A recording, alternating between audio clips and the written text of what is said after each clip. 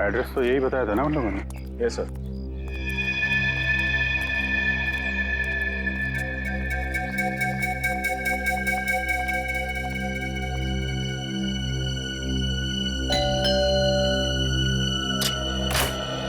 Mister Ravi, जी बोलिए।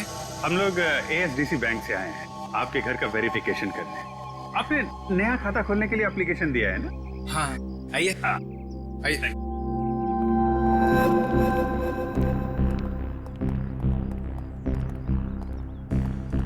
बहुत बढ़िया घर बनाया आपने सर। अच्छा, सपना मैम है ना, उनके भी सिग्नेचर्स लगेंगे। अच्छा हाँ, सपना सपना। क्या हुआ रवि?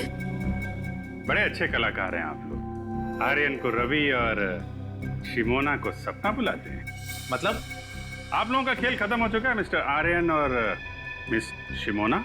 कौन हो तुम लोग और हमारा असली नाम कैसे जानते हो?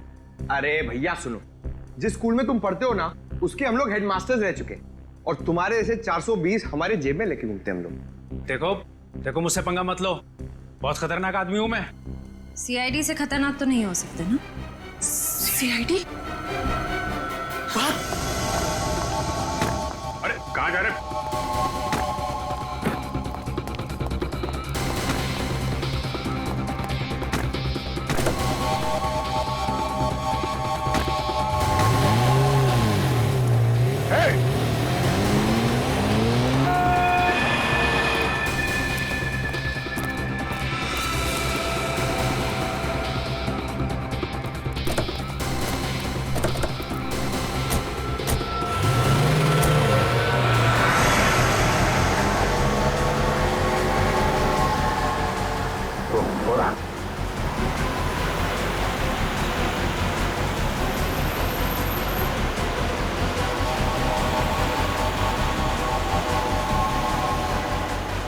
थोड़ा और तेज है।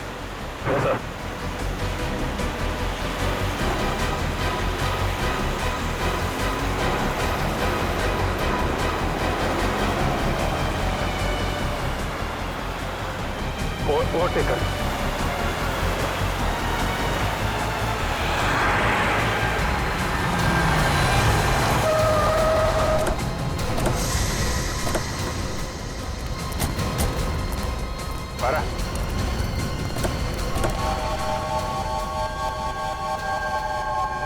कहाँ भाग रहा है?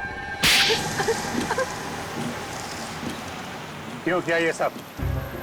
हाँ, ये सचे के पेंटिंग के बहाने ही हम लोगों ने प्रोजेक्टर में गन फिट करी थी। 2.5 करोड़ रुपए तो तुम लोगों को वैसे ही मिलने वाले थे, फिर 3-3 खून करने की क्या जरूरत थी? क्योंकि अगर हम उनका खून नहीं करते तो वो हमारा खून कर देते। वो कौन?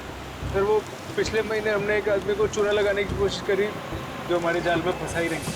हाँ, तो मैं कैसे यकीन कर लूं कि जो जेवरात आप हमें बेचना चाहते हैं वो सब असली हैं और राजा महाराजाओं के वक्त के हैं?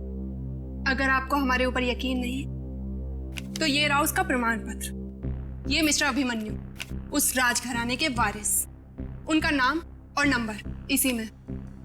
और वैसे भी अगर आपके बॉस को हम पर यकीन नहीं होता तो नीलामी में 5 करोड़ रुपए की बोली क्यों लगाते? ठीक है, बिना भरोसे के कोई भी सौदा पक्का नहीं हो सकता है। ये लीजिए अपनी रकम।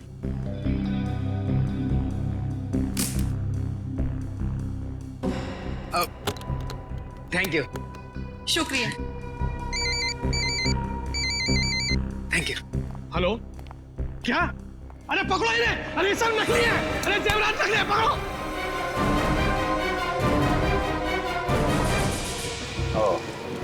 तो उन लोगों ने सोचा कि तुम्हें पुलिस के हवाले करने की बजाय क्यों ना तुमसे एक जुर्म और कराया जाए। सर, हम तो खून करने के बारे में सोच भी नहीं सकते। हम लोगों से पैसे ले, उनकी चाहने नहीं लेते। खून करने से इतना ही परहेज था तो क्यों साथ दिया उन लोगों का? सीआईडी के पास आना चाहिए था तुम लोगों को। कहाँ पकड़े गए थे तुम दोनों? सर वो होटल रिज में। Hotel ridge?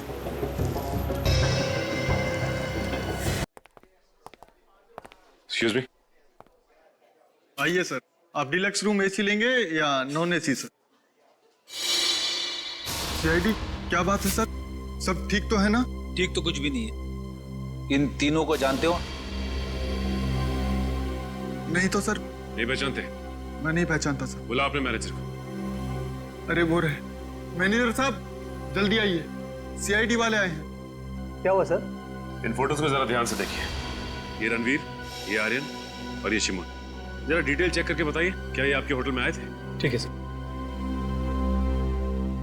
नहीं सर, ये नाम के लोग तो हमारे होटल में कभी नहीं आए। शायद नाम बदल कर रह रहे हो। सर नाम बदल के आए होंगे तो पता नहीं, लेकिन पहले इन्हें इस होटल में आते हुए कभी नहीं देखा सर, जहाँ तक मेरा ख्याल है। जहां तक आपका ख्याल है। हेलो, हाँ जरा अंदर आना था।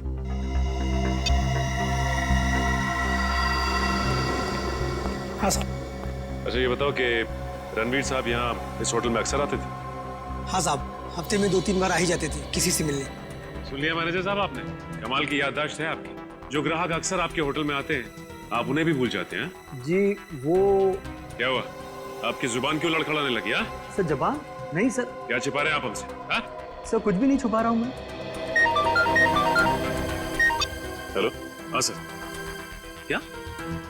ओह तो ये बात है। हाँ सर, मैं होटल रिट्स में ही हूँ, मैं खाली होकर आपको फोन करता हूँ। Okay okay. क्या हुआ? शिमोना और आर्यन ने अपना गुनाह कबूल कर लिया है। 10 दिन पहले इसी होटल में एक ज्वेलरी एग्जीबिशन हुआ था, जिसमें फिर से उन लोगों ने एक बार किसी को बेवकूफ बनाने की कोशिश की, लेकिन नाकामयाब रहे। अब क्या कहना है आपका मैनेजर साहब? हाँ, हम लोगों को माफ कर दो सर। किसी ने हम लोगों को पैसे दिए थे ताकि आप लोगों के सामने मुंह ना खोले। अब मुंह खोलने का समय आ गया है। अब ये बताओ कि ये पैसे तुम्हें किसने दिए थे, और रणवीर इस होटल में किससे मिलने आता था? सर वो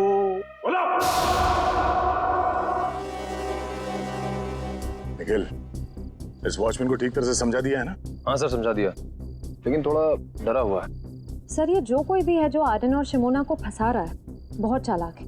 वो खुद तो कभी सामने नहीं आया, उसने अपना सारा काम अपने स्टाफ के जरिए करवाया। आशय, पर अब इस चेहरे का मुखौटा ज्यादा देर तक नहीं रहेगा। बहुत जल्द हम इसके जुर्म के खेल का पर्दाफाश कर देंगे। सर नाम लिया और मुजरिम हाजिर।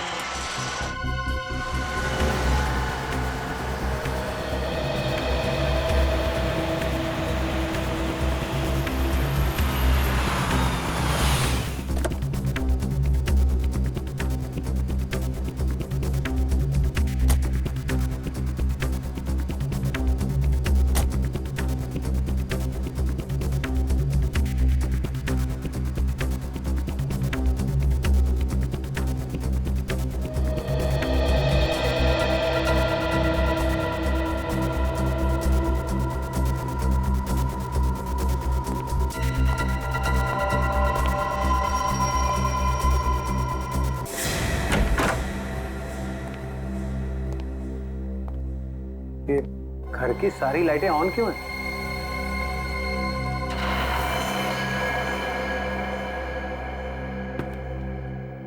कौन है?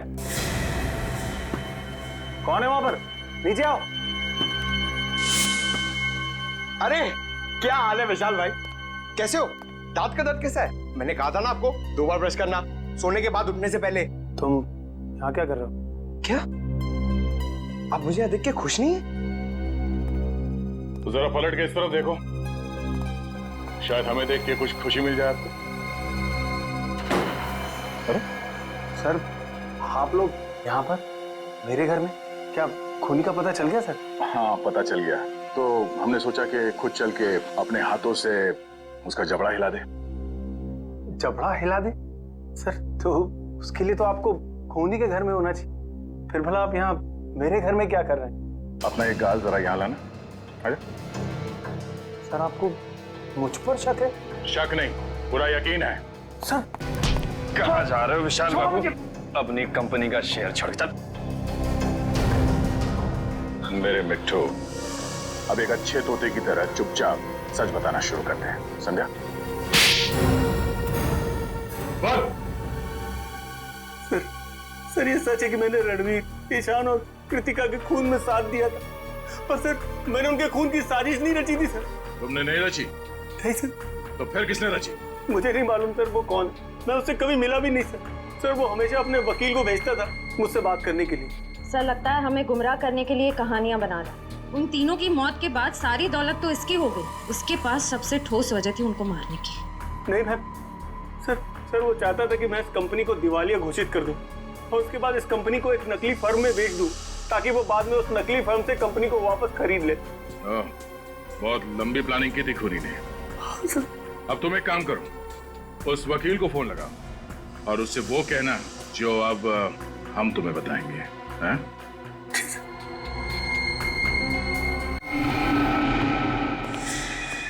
विशाल, आखिर कौन सी ऐसी जरूरी बात थी जो तुम इस अनजान जगह पे कर रहे हो?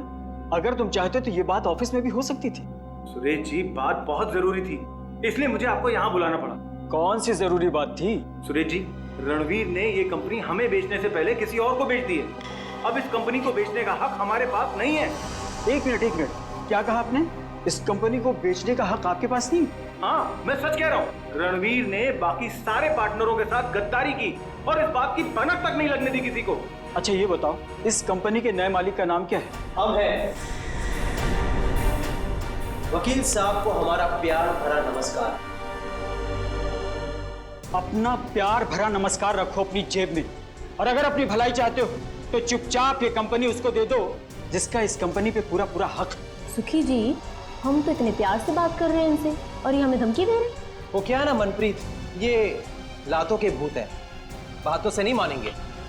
ठीक कहा, बिल्कुल ठीक। इसीलिए आज मैं तुम दोनों को ऊपर भेजने का इंतजाम करके रखा हूं। किसी को पता भी नहीं चलेगा कि ये कंपनी कभी किसी और के नाम पे हुई थी। सर में अब है कृतिका का हस्बैंड। ऐसे कैसे भूल दोगे? क्या समझ रखा है हमें? घर नीचे रखो, पहले सीआईडी को तो आने दो। सीआईडी आए पहले मैं तुम्हें मार देता हूं। चुप!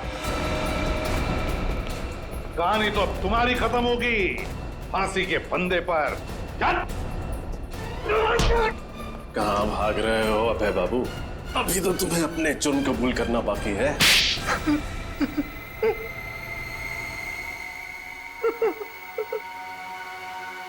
तीन खून करके पेट नहीं भरा तो और 2 खून करने चले थे। हा? और खून करूंगा मैं, और करूंगा। जो भी मेरे और मेरी कंपनी के बीच में आएगा वो सबको मरना पड़ेगा। गद्दारी की थी मेरी पत्नी कृतिका ने मेरे साथ। कैसी गद्दारी? मैंने कृतिका, ईशान और रणवीर को पार्टनर बनाया था अपनी कंपनी में ताकि वो तीनों मेरी मदद कर सके बिजनेस में, पर उन तीनों ने मिलकर मेरा ही पत्ता काट दिया मेरी कंपनी से। और ये विशाल जिसे मैंने लाया था, इसका हिस्सा मुझसे भी ज्यादा है मेरी कंपनी में। और इसलिए तुमने विशाल को अपने साथ मिला लिया और प्लान बनाया रणवीर, ईशान और कृतिका को मारने का, है ना? क्यों विशाल? फिर तुमने आर्यन और शिमोना की मदद ली और कॉन्फ्रेंस रूम के प्रोजेक्टर में वो मैकेनिज्म फिट कर दिया और ये बेचारे तीनों के तीनों मारे गए। तुम्हें पता था कि तीनों मरने के बाद इनका सारा हिस्सा विशाल को मिलेगा और विशाल कंपनी का मालिक बनेगा और फिर किसी भी तरह से तुम विशाल से कंपनी हथिया लोगे। क्यों? है ना? हाँ, पर क्या करता मैं? अपनी खोई हुई कंपनी पाने के लिए यही एक रास्ता था मेरे पास। पर अफसोस अभय जी, तुम्हारा ये रास्ता फांसी के फंदे पर जाके खत्म होता है, फांसी के फंदे पर। और विशाल, तुम भी नहीं बच सकते, क्योंकि मुजरिम का साथ देने वाला भी उतना ही बड़ा मुजरिम होता है। ले जाओ इन। चलो। सर मुझे माफ कर दीजिए सर, मुझे माफ कर दीजिए सर। चलो सर, मेरे कुछ नहीं है सर, मुझे माफ कर दीजिए। तो सॉल्व हो गया। हाँ रजत, ये केस तो सॉल्व हो गया, मगर वो तीनों कहाँ हैं? मिंटू, हसन, सुखी, मनप्रीत, उन तीनों ने भी बहुत मदद की हमारे इस केस में। पता नहीं कहाँ है सर, उनकी कोई खबर ही नहीं। अच्छे बच्चे बता रहे थे मंजिल के बहुत करीब पहुंचने वाले हैं। 26 तारीख बजाते रहो अच्छे बच्चे, तो 26 तारीख को बजाते रहो। मिंटू, हसन, सुखी और मनप्रीत बजाते रहो।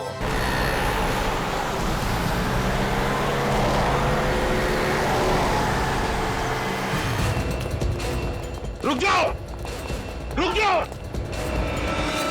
भाग, पीछे मुड़ के मत देखना। सीआईडी वालों को अपना मुंह नहीं दिखाना है। जल्दी चलो वरना बुरी तरह से फंस जाएंगे हम।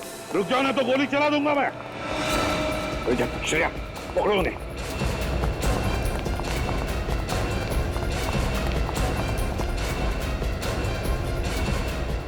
यहाँ क्या है?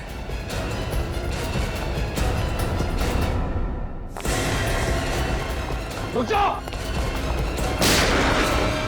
अब धीरे धीरे घूम जाओ।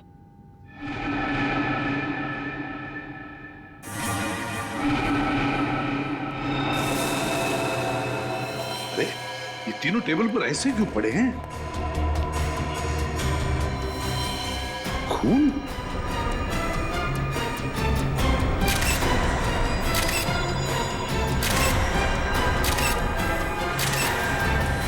सिर के बीचों बीच गोली लगी है, तीनों के। हाँ सर। हेलो रजत सर, ये इन तीनों के सिर में गोली मारी गई है। लगता है उन तीनों ने ही खून किया इनका। छोड़ो मत उन्हें, पकड़ो उन्हें। 3-3 खून कर दिए तुम लोग। क्या सोचा था हमसे बच के निकल जाओगे? खून?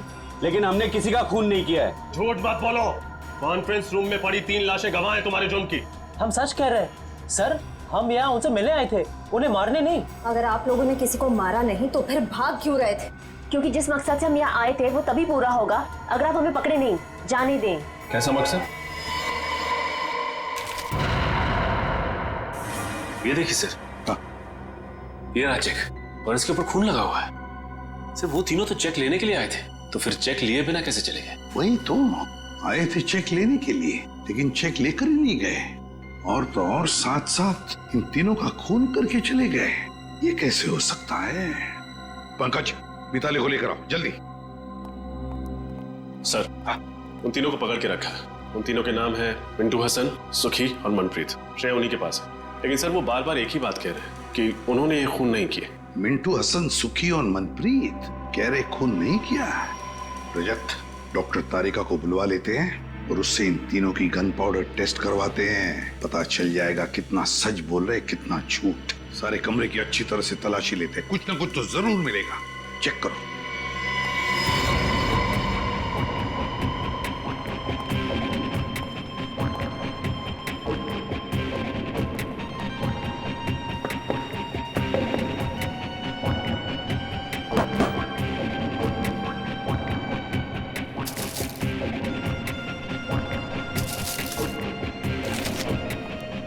सर, मिताली। ये सब कैसे हो गया? किसने किया ये सब?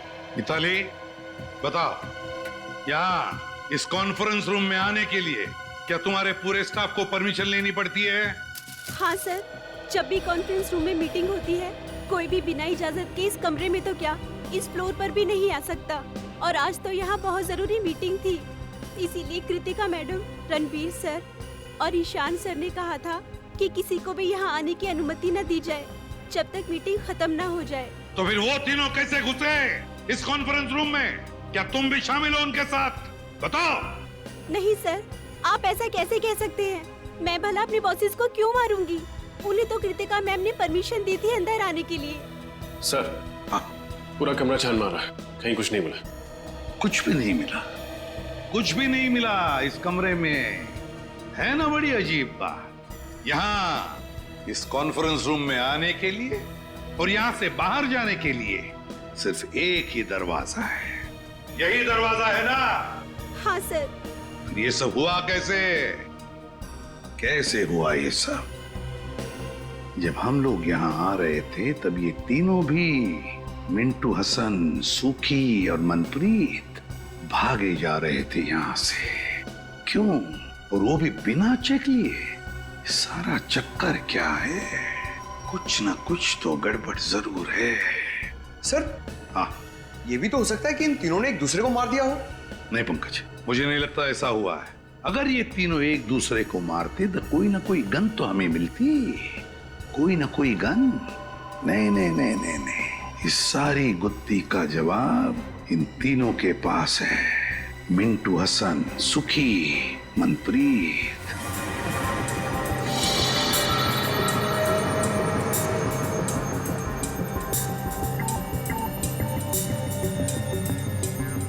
ये लोग सच कह रहे हैं सर, इनमें से किसी ने भी गोली नहीं चलाई। किसी के हाथ पर गन पाउडर का निशान नहीं। नहीं सर। अब तो यकीन हो गया ना आप लोगों को कि हम शरीफ लोग हैं, क्रिमिनल नहीं। शरीफ लोग, मिंटू हसन, सुखी, मनप्रीत, शरीफ लोग इसलिए भाग रहे थे हमसे। दरअसल हमें यहाँ आर्यन और शिमोना ने भेजा था एक 2.5 करोड़ का चेक लेने, लेकिन इससे पहले कि हम तीनों को मिल पाते गोलियां चल गई और हम लोगों को लगा कि पतली गली से कट लेने में ही समझदारी है। पतली गली से कट लेने में ही समझदारी है। अगर तुम लोग शरीफ होते तो या तो खूनी को पकड़ने की कोशिश करते या फिर सीआईडी को बुलाते। नहीं कर सकते थे मैं साहब, क्योंकि हमारी शराफत हमें हमारी मंजिल से भटका देती। मंजिल? जरा हमें भी तो बताओ, क्या मंजिल है तुम्हारी? है? एक मुजरिम। मुजरिम? कौन मुजरिम? मुजरिम नहीं, कैंसर है वो, कैंसर। एक ऐसा कैंसर जो समाज के जड़ों को खोखला कर देना चाहता है, और उस कैंसर से देश को बचाने के लिए हमें भी मुजरिम बनना पड़ा। पर हम सिर्फ छोटे मोटे जुर्म करते हैं, शरीफों को नुकसान नहीं पहुंचाते। हम तो बस इतना चाहते हैं कि हमारे गुनाहों से प्रभावित होके वो हमें अपनी दुनिया में एंट्री दे दे। इसीलिए भाग रहे थे तुम हमसे? पकड़े नहीं जाना चाहते थे, क्योंकि अगर पकड़े जाते तो उनके गैंग में घुस नहीं पाते, है ना?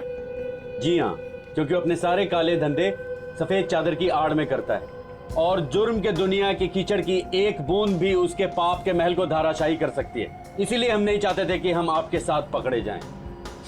लेकिन आप लोगों ने पकड़ ही लिया। ये शिमोना और आर्यन, इनका क्या संबंध है इस बात से? वो दोनों उसी के लिए तो काम करते हैं, और हम तो उन्हें बस सीढ़ी की तरह इस्तेमाल कर रहे थे ताकि उन तक पहुंच सके। मतलब शिमोना और आर्यन ने मिलवाया तुम्हें इस रणवीर, ईशान और कृतिका? जी हाँ, कल दोपहर आर्यन और शिमोना की नकली आर्ट एग्जीबिशन में। आर्यन और शिमोना दिख रहे हैं कहीं? वो रहे, शिमोना लाल सलवार में और आर्यन ब्लैक कोट में। अपने हुनर का गलत फायदा कैसे उठाया जाता है कोई इनसे सीखे। न जाने कितने लोगों को उल्लू बनाया इन दोनों ने अपने आर्ट और एंटीक के चक्कर में। गुड, काफी अच्छी जानकारी है आपको पेंटिंग्स की। मुझे लगता है ये वाली पेंटिंग हमारे कॉन्फ्रेंस रूम के लिए काफी अच्छी रहेगी, क्यों कृतिका? वाकई इस पेंटिंग में कुछ तो कशिश है। बिल्कुल ठीक है आपने कृतिका जी।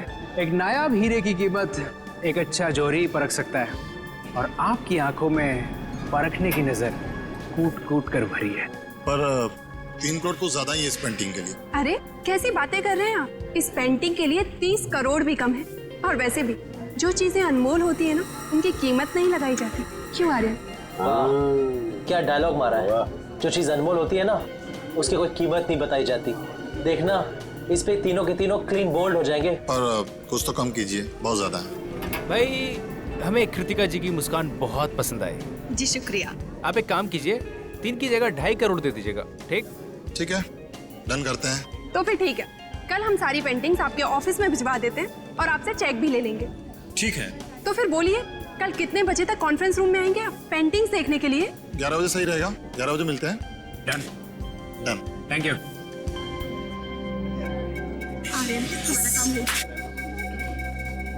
वैसे बहुत अच्छा फ्लर्ट कर रहे थे आप कृतिका जी के साथ। क्यों, तुमको बहुत जलन हो रही है क्या? कहो तो थोड़ा सा फ्लर्ट तुम्हारे साथ भी कर लो। भाई थोड़ी फ्लर्टिंग मेरे साथ भी कर लो मिस्टर आर्यन। आर्यन? नहीं, आर्यन नहीं, मेरा नाम केतन है। और मेरा नाम नटवरलाल। और ये सिमोना नहीं, मोना डार्लिंग। हाँ? लेकिन आप लोगों को ये कैसे पता चला? और हमें ये भी पता है कि कैसे तुम 200-500 रुपए की घटिया पेंटिंग्स को लाखों करोड़ों में बेचकर मासूम लोगों को चूना लगाते हो। Good job. कृतिका जी का दिल टूट जाएगा जब उन्हें पता चलेगा कि ये पेंटिंग नकली है, और वो जो आप उनकी मुस्कान की तारीफ कर रहे थे वो भी नकली है। समझे? कितना पैसा चाहिए तुम लोगों को? बड़े समझदार हो, जल्दी मुद्दे पे आ गया। हाँ, एक ठग को दूसरे ठग को समझने में ज्यादा वक्त नहीं लगता। हमें तुम्हारा पैसा नहीं चाहिए, हमें उस आदमी का पता चाहिए जिसके लिए तुम काम कर रहे हो। लेकिन क्यों? आप लोग हमारे बॉस तक क्यों जाना चाहते हैं? ये सोचना तुम्हारा काम नहीं है। अगर तुम चाहते हो कि तुम्हारी 420 की गाड़ी सही सलामत चलती रहे, तो जैसे कह रहे हैं वैसा ही करो। ठीक है, लेकिन आप लोगों को हमें ये गारंटी देनी पड़ेगी कि हम दोनों का धंधा चौपट नहीं होगा। दे सकते हैं? नहीं होगा। बस अब बताओ कैसे पहुंचेंगे उस तक? बहुत सरल है, बस आप लोगों को उन्हें यकीन दिलाना पड़ेगा कि आप लोग हमारे लिए काम करते हैं। पर वो कैसे होगा? सिंपल है, कल इस पेंटिंग के 2.5 करोड़ का चेक हम लोग नहीं, आप लोग लेने जाएंगे। शिमोना का इन तीनों से पूछना कि तुम लोग कॉन्फ्रेंस रूम में कितने बजे तक रहने वाले हो, ये बात कुछ हजम नहीं हो रही है। सर, हो सकता है इन तीनों का खून आर्यन और शिमोना ने किया हो। उन्हें ऐसा लगा हो कि हमारा भी काम हो गया और ये तीनों भी फंस गए। पंकज, जो तीनों भी आर्यन और शिमोना के कस्टमर्स थे, तो वो उन्हें क्यों मारेंगे? नहीं नहीं नहीं नहीं, कुछ और ही चक्कर है। अच्छा, एक बात बताओ, तुम लोगों को कुछ याद आता है?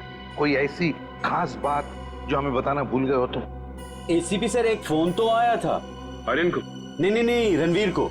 और वो बहुत गुस्से में बात कर रहा था फोन पे। नहीं, क्या बात कर रहा था वो? Excuse me. हेलो, क्या ऐसे कैसे खराब हो गया? उसे जल्दी से ठीक करवाओ। कल सुबह 11 बजे मेरी एक बहुत जरूरी मीटिंग है, उसे पहले ये काम हो जाना चाहिए, समझे?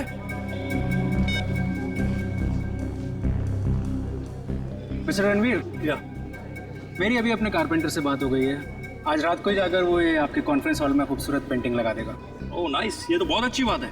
इसका मतलब कल सुबह जब हम ऑफिस पहुंचेंगे तो ये पेंटिंग दीवार पर लगी होगी। बिल्कुल। गुड। और हमारी जगह चेक लेने के लिए ये तीनों आएंगे। ओह, कौन है ये तीनों? ये तीनों भी हमारे साथ ही काम करते हैं। और जैसे ही हम यहाँ पहुंचे गोलियां चलने लगी। उसके बाद क्या हुआ आपको तो पता ही है। कुछ ना कुछ तो गड़बड़ जरूर है, कुछ ना कुछ तो गड़बड़ जरूर है, वरना इस आर्यन ने रात को फोन करके तुरंत पेंटिंग्स क्यों लगवा ली कॉन्फ्रेंस रूम में? कुछ ना कुछ तो गड़बड़ जरूर है। क्या तुम लोगों ने इन दोनों को देखा था बिल्डिंग में? नहीं, वो दोनों तो यहाँ कहीं नजर नहीं आए। कहीं भी दिखाई नहीं दिए। तो फिर ये खून किया किसने? ये खून किया किसने? किसने किया ये खून? आसान के पता चला गोलियां कैसे चली? हाँ, पता तो चला है कुछ, शायद मदद मिल जाए। तो बता दे। वैसे कृतिका, ईशान और रणवीर ऐसे ही बैठे थे ना कॉन्फ्रेंस रूम में? बिल्कुल ऐसे ही बैठे थे और तीनों के सिर के बीचों बीच गोली लगी है। और वो गोली एक ही कैलिबर की है बॉस, जो तीनों को लगी है। और तीनों को गोली 55 से 60 डिग्री के एंगल से चली है, ऐसे।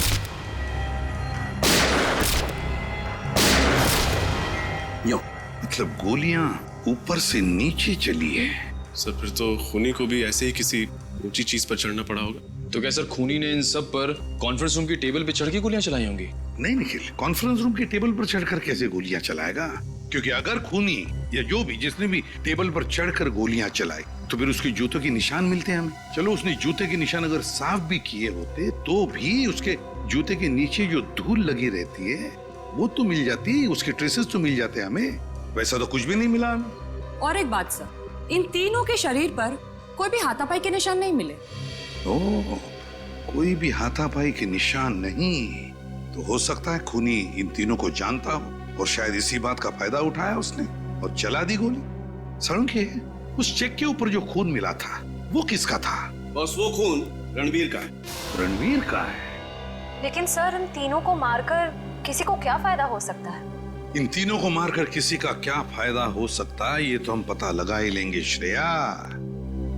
लेकिन पहले उस कॉन्फ्रेंस रूम में फिर से जाना होगा, फिर से देखना होगा कि गोली चली कैसे। ऊपर से कुछ ना कुछ तो है उस कॉन्फ्रेंस रूम में जो हमारी नजरों से छूटा है। इस कॉन्फ्रेंस रूम में जाकर फिर से अच्छी तरह से देखते हैं, अच्छी तरह से। तो तुम हो विशाल, इस कंपनी के चौथे और सबसे बड़े हिस्सेदार। जी सर। इन तीनों की मौत के बाद तो तुम कंपनी के मालिक बन गए हैं? जी, सही कहा आपने। मुबारक। मिठाइयाँ लाए हो? मिठाई? सर, मेरे पार्टनरों के साथ इतना बड़ा दुखद हादसा हुआ है और आप मिठाई खाना चाहते हैं? अब करोड़ों रुपए जो मिल गए तुम्हें और फिर कंपनी पूरी की पूरी तुम्हारी हो गई। नहीं सर, ये क्या कह रहे हैं आप? सर, पैसा तो हाथ का मैल है, पर इंसान की जिंदगी पैसे से कहीं ज्यादा अनमोल है। इसी हाथ के मैल ने अच्छे अच्छे लोगों की नीयत को गंदा किया है मिस्टर विशाल। आज सुबह 11 बजे जब इन तीनों को गोली लगी, आप कहाँ थे? जी, मेरे दांत में बहुत दर्द हो रहा था तो मैं डेंटिस्ट के पास गया। आप चाहें तो डेंटिस्ट से कंफर्म कर सकते हैं। नहीं, उसकी कोई जरूरत नहीं है। वैसे ये आपके दांत का दर्द ठीक है?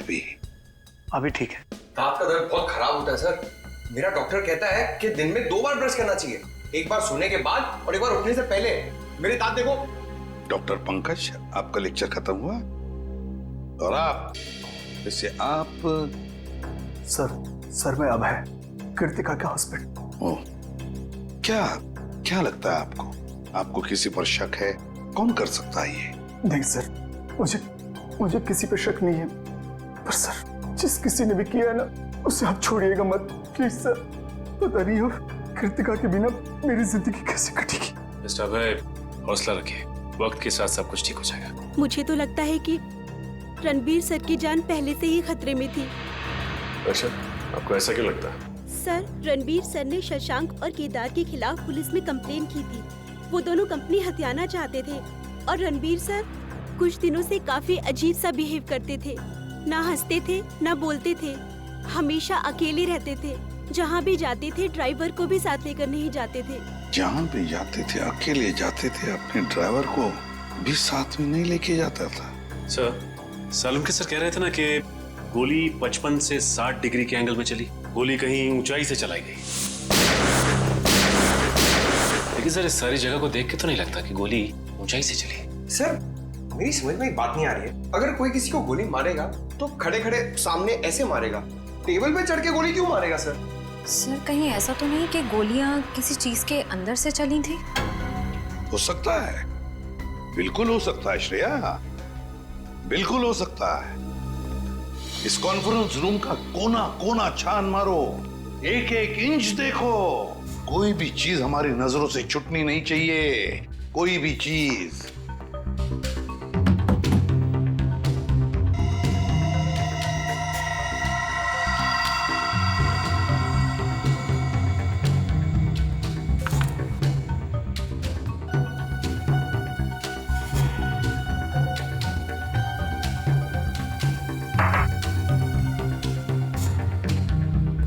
सर, फिर से कुछ नहीं मिला।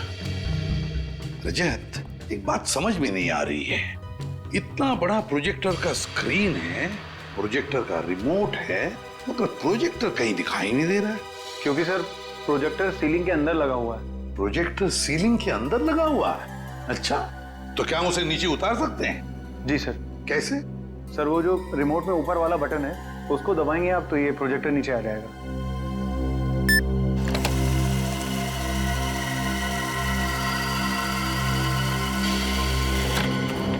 ओह, तो ये बात है, प्रोजेक्टर ऊपर सीलिंग के अंदर।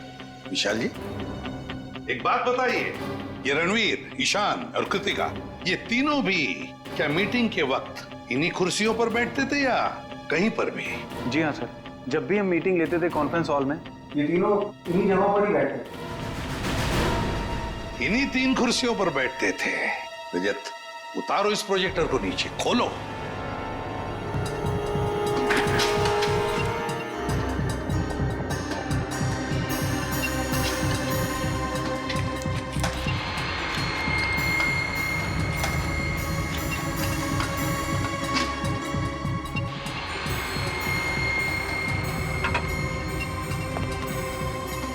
खोलो इसे पंकज।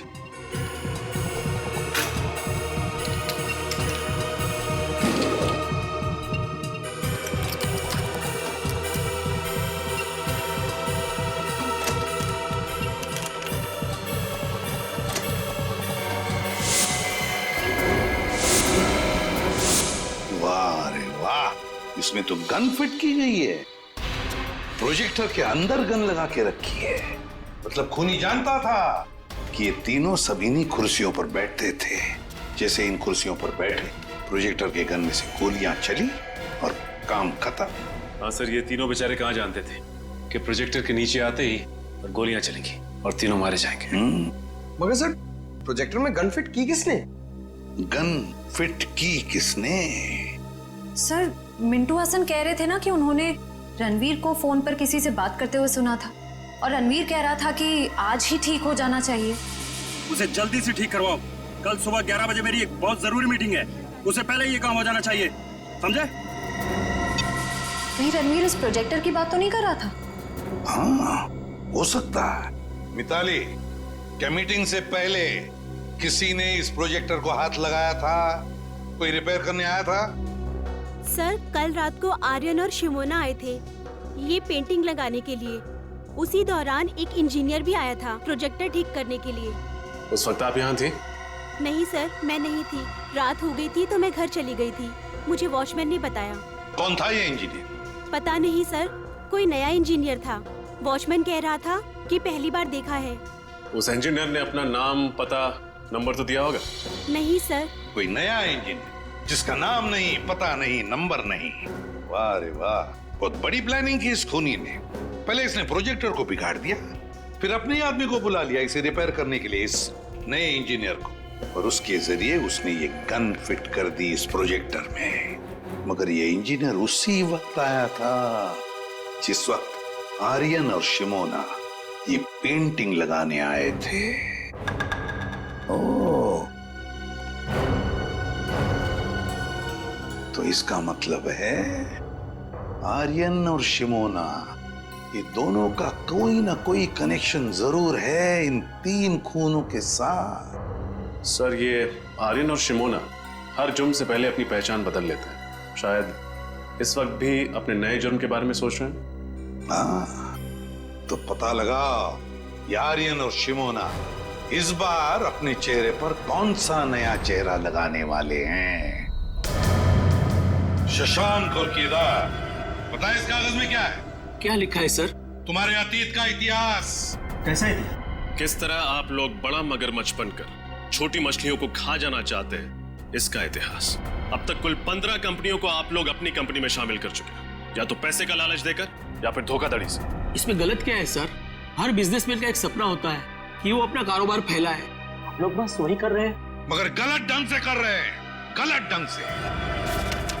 ये है वो 7 लोग जिन्होंने तुम्हारे खिलाफ कंप्लेंट दर्ज की है पुलिस में। इसमें रणवीर भी है। सर, वो कहते हैं ना, इंसान जैसे जैसे कामयाब होने लगता है तो उससे जलने वालों की तादाद भी बढ़ने लगती है। ये लोग जलते हैं हमसे सर। झूठ! इसलिए बिना वजह ये लोग हमारी तरक्की में बाधा डालने की कोशिश कर रहे थे। ये लोग झूठ बोल रहे हैं। क्या तुमने इन लोगों को धमकी नहीं दी कि तुम्हारी कंपनी हमें दे दो? हाँ या ना? नहीं सर, हमने इन्हें धमकी नहीं दी थी, सिर्फ प्यार से विनती की है। प्यार से विनती की? सीधे सीधे बता दो, क्यों मारा तीनों को? यकीन मानिए मेरा सर, हमने इन्हें नहीं मारा। हाँ सर, हम तो इन्हें जानते भी नहीं है। जानते भी नहीं? ठीक है, निकल, तो दिखाओ इन्हें फोटो। गौर से देखो, पहचानते हो इन्हें?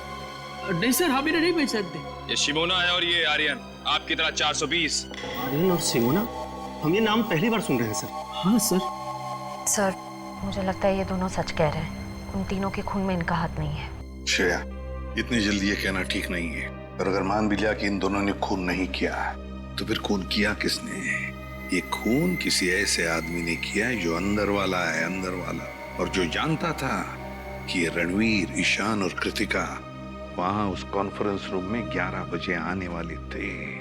सर, जिस क्लाइंट के साथ मीटिंग थी, हो सकता है वही हो इस सब के पीछे। हम मगर विशाल और मिताली, इन दोनों ने तो हमें उसके बारे में कुछ नहीं बताया। सर, हो सकता है उन दोनों को पता ही ना हो कि ये मीटिंग आखिर थी किसके साथ। हो सकता है। सर, अक्सर जो बातें साथ वालों को पता नहीं होती हैं, वो बातें उनके ड्राइवर्स को पता होती हैं। तो ठीक है, ड्राइवर से पूछताछ करो।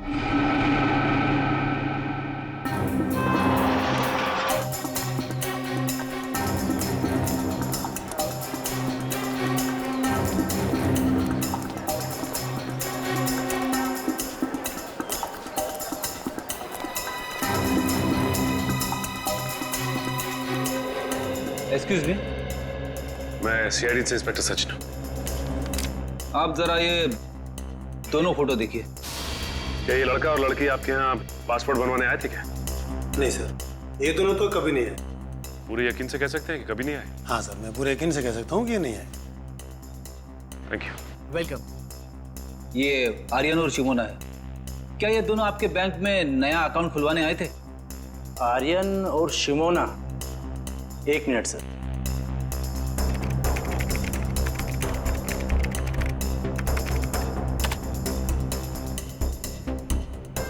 नहीं सर, इन्होंने हमारे यहाँ कोई अकाउंट नहीं खुलवाया है। कोई बात नहीं, ये मेरा कार्ड है। अगर ये दोनों आपके बैंक में आए तो मुझे फौरन इन्फॉर्म कर दीजिए। Okay sir. Okay, thanks.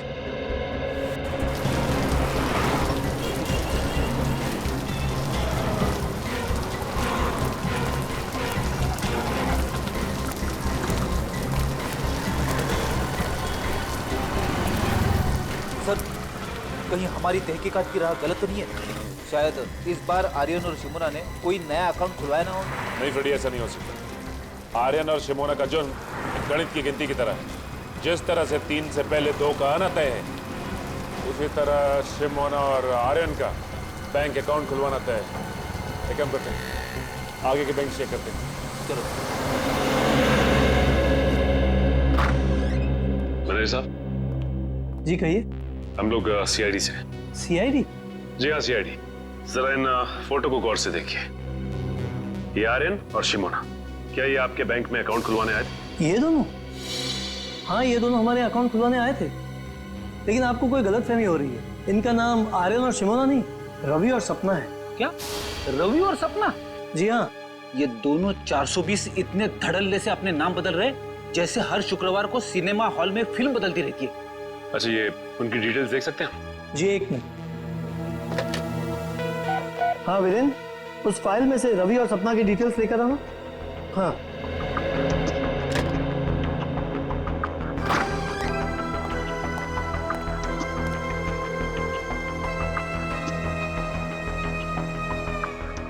ये रहे इनकी डिटेल्स।